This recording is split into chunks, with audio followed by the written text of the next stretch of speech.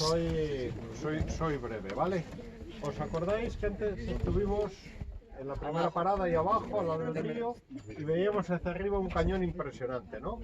Como el río se había encajado.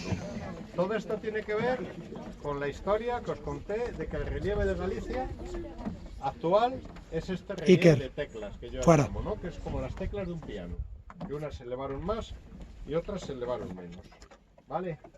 También recordáis que os conté esta mañana lo que era el perfil de un río. Vimos el perfil del río Sábrega, como nace a 700 metros, desemboca en el Sil a 200 metros y su perfil era este. Vale. ¿A qué viene todo esto? Pues ahora lo vamos a ver. Esta foto tan extraña es una foto sacada de un ordenador, un mapa de relieve.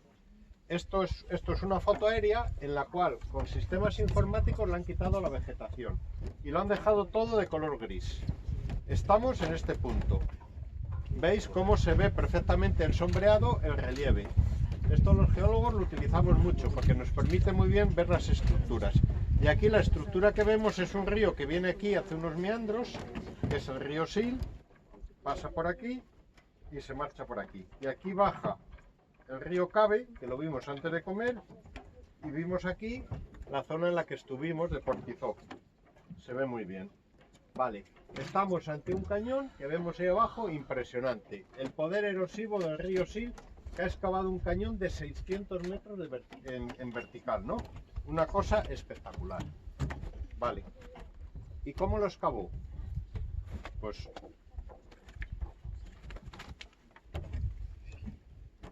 el río Sil es uno de los ríos más antiguos de la península ibérica. La mayor parte de los ríos de la península ibérica tienen unos 20-25 millones de años.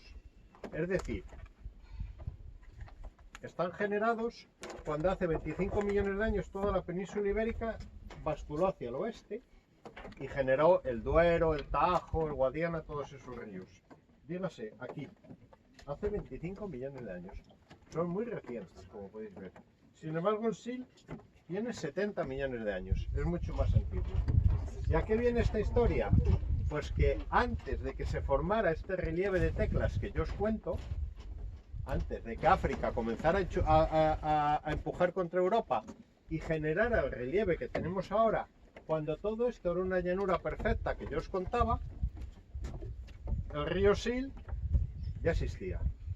Y el río Sil muy lentamente iba buscando su perfil ideal, esa línea roja que yo os pintaba. Entonces se iba encajando en el terreno.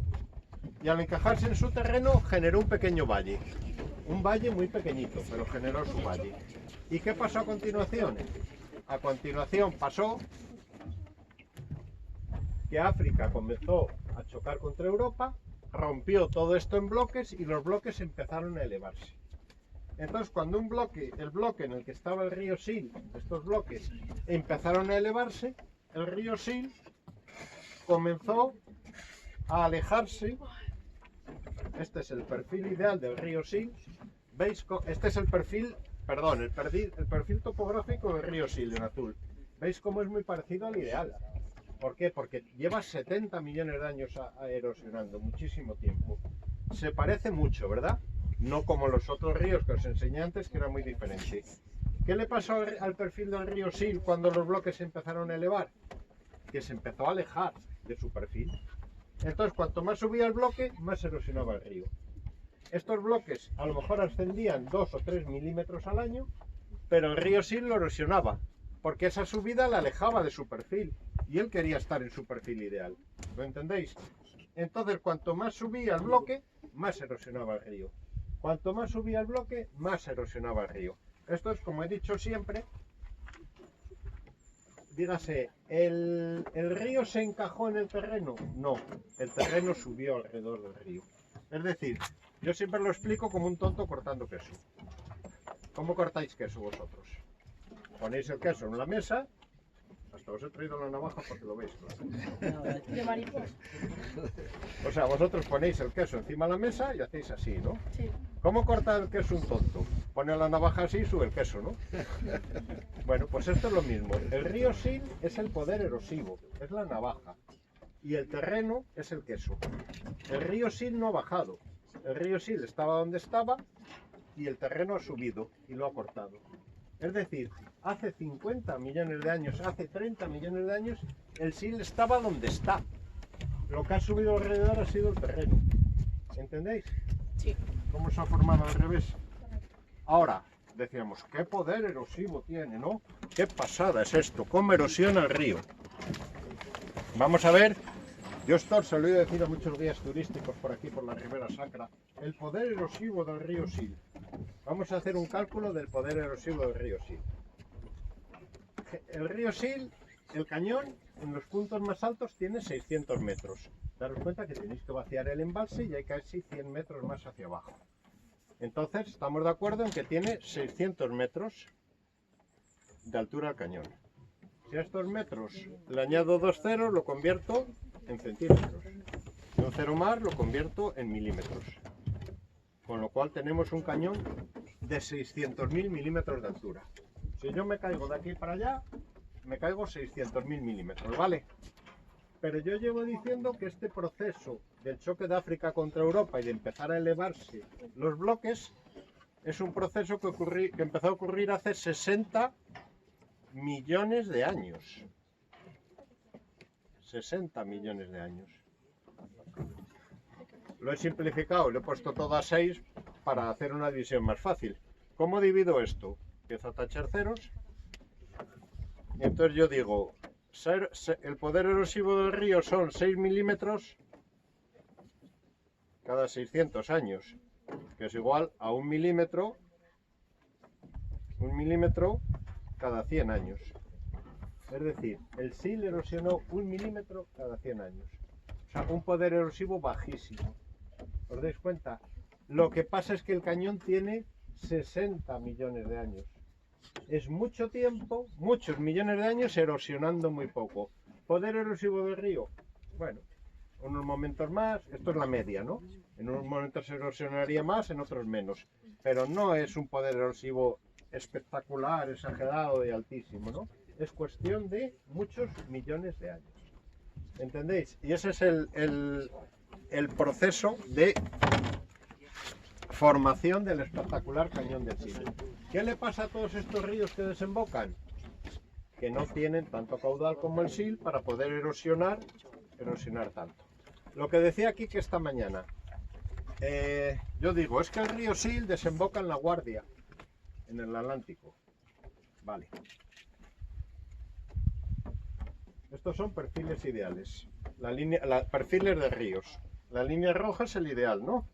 Y la línea azul es el Sil, desde que nace casi en Somiedo, en los Montes de León, más allá de Villablino, la provincia de León, más allá del Bierzo, hasta que desemboca en el Atlántico, en La Guardia.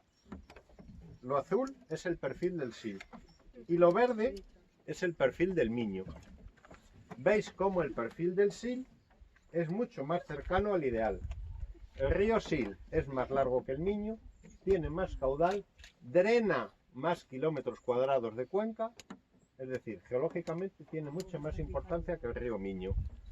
Que se llame de una manera o de otra el río que pasa por Orense, eso no tiene importancia.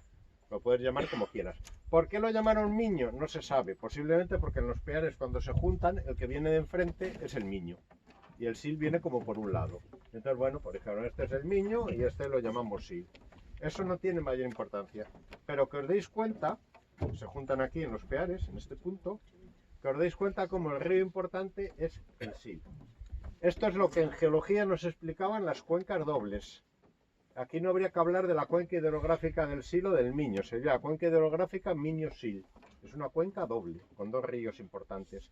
Igual que el Duero, habéis oído hablar del Duero, la cuenca hidrográfica del Duero, en geología es la cuenca Duero-Esla, porque casi tiene tanta importancia el Esla, que nace en los picos de Europa y desemboca en el Duero cerca de Zamora, casi tiene tanta importancia el Esla como el Duero, ¿entendéis? En los nombres que queráis poner es lo de menos, lo importante es entender cómo funcionan estos procesos. ¿Vale? ¿Dudas? ¿Preguntas? Daros cuenta que os estoy hablando de los ríos casi como si fueran seres vivos, ¿no? Un poco recordando ¿Qué antigüedad tiene el Miño entonces? Si el Sil tiene 60 millones de años, el Miño. El Miño también, pero menos caudal. Es igual de viejo. Es igual de viejo, pero no tiene menos caudal, menos cuenca, drena menos cuenca y siempre y ha tenido menos poder erosivo.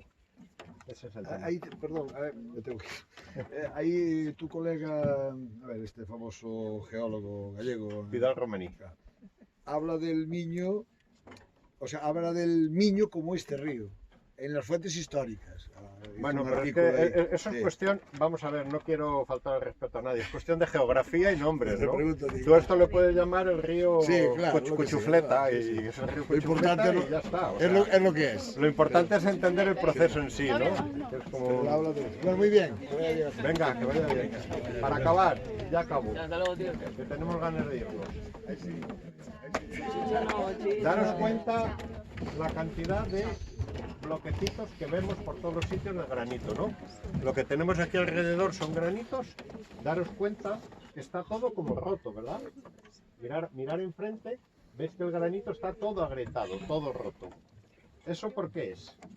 Bueno, eso es por un proceso de que los granitos es una roca que se forma, no sé si sabéis un poco su origen, es un magma, es decir, roca fundida, que empieza a ascender a velocidades geológicas, 1 o 2 metros al año. Empieza a meterse por grietas, a fundir rocas y asciende. Y si llega a la superficie, ¿qué es lo que me genera un magma? Si llega a la superficie y sale fuera. Lava. Es decir, un volcán. Me genera un volcán. Si por cuestiones de viscosidad y de densidad se para su ascenso a 4, 5, 6 kilómetros de profundidad y se enfría en un proceso que duraría miles de años, cristaliza en forma de cuarzo, feldespato y mica, de forma un granito. Es decir, cuando yo veo un granito, quiere decir que en algún momento esta roca tuvo encima 4 o 5 kilómetros de materiales. ¿Dónde se fueron esos materiales? Se erosionaron. Se erosionaron y se fueron. ¿Qué es lo que le pasa al granito cuando le quitas, aunque sea en un proceso que dura millones de años, le quitas el peso que tenía encima? Que se expande. Es como cuando vosotros estáis en el patio del colegio cuando erais niños y se sienta encima el abusón de la clase, cuando se levanta, ¿qué hacéis? ¿No? ¿No hacéis así? Bueno, pues esto es lo mismo. El granito, cuando le quitas el peso que tiene encima, se expande y al expandirse se fractura. Y se fractura en fracturas horizontales y verticales perpendiculares. Esas fracturas son las que estáis viendo ahí enfrente por todos los sitios. Es decir, esas fracturas ahora entra el agua, las va agrandando, las va haciendo cada vez más importantes y más grandes, y son esas fracturas que todo granito tendrá, según su composición, a medio metro, a 1 metro o a 8 metros de distancia, según su composición y según las propiedades, pero todos los granitos tendrán, ¿vale? Por eso lo veis todo totalmente fracturado. Otro tema, los bloques que yo os contaba. ¿Veis allí un bloque, una línea horizontal? Eso es uno de los bloques en los que se fracturó todo el noreste de la península. Si os dais cuenta, al otro lado del cañón está a la misma altura, allí los árboles, ¿no? Estamos a la misma altura. Allí veis otras líneas horizontales.